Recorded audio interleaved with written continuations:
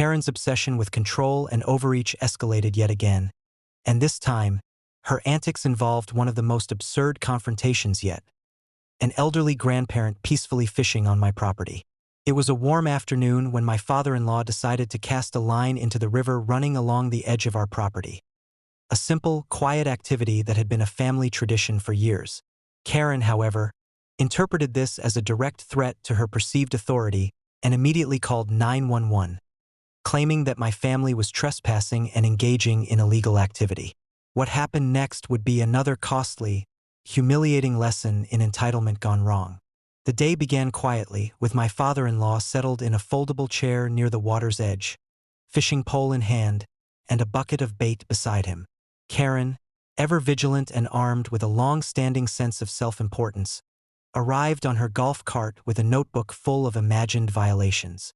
She proceeded to loudly declare that fishing was prohibited, that the river belonged to the community, and that fines and legal action would be inevitable if the violation continued.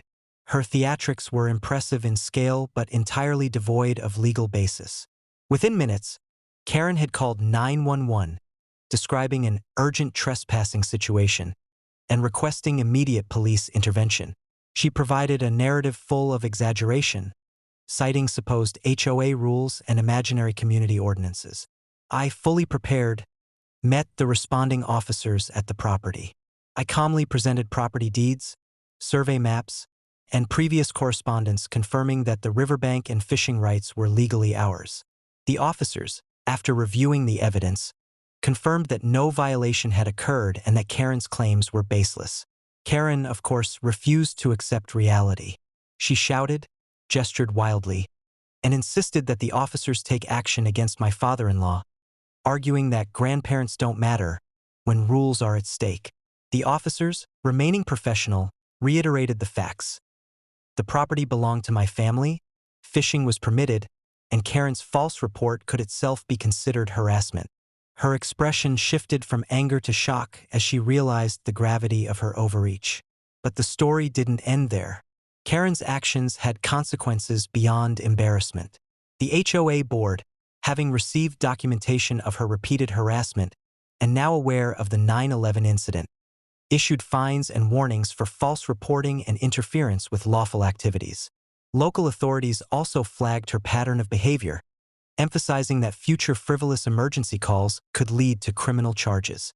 Karen's attempt to assert control over the simplest of family traditions had now cost her over $2 million in fines, legal fees, and lost privileges, an amount that shocked both her and the neighborhood. Neighbors, many of whom had witnessed the confrontation, documented the events and shared videos online. Clips of Karen loudly accusing a peaceful grandparent of wrongdoing, juxtaposed with footage of my father-in-law quietly fishing and the officers calmly dismissing her claims, went viral. Memes appeared immediately: Karen versus Grandpa fishing and entitlement costs $2 million were among the most popular captions. Her reputation, already tenuous, suffered another devastating blow. By the end of the episode, the lesson was clear. Entitlement, harassment, and false reporting can have enormous financial and social consequences. My father-in-law enjoyed his fishing in peace, property rights were fully enforced, and Karen's overreach had collapsed spectacularly in both legal and public arenas. As always, Karen's persistence suggested she would attempt further antics. But with careful documentation, law enforcement support, HOA oversight, and community awareness, every future move would be countered decisively, ensuring that her entitlement continued to meet reality and fail in the most spectacular ways possible.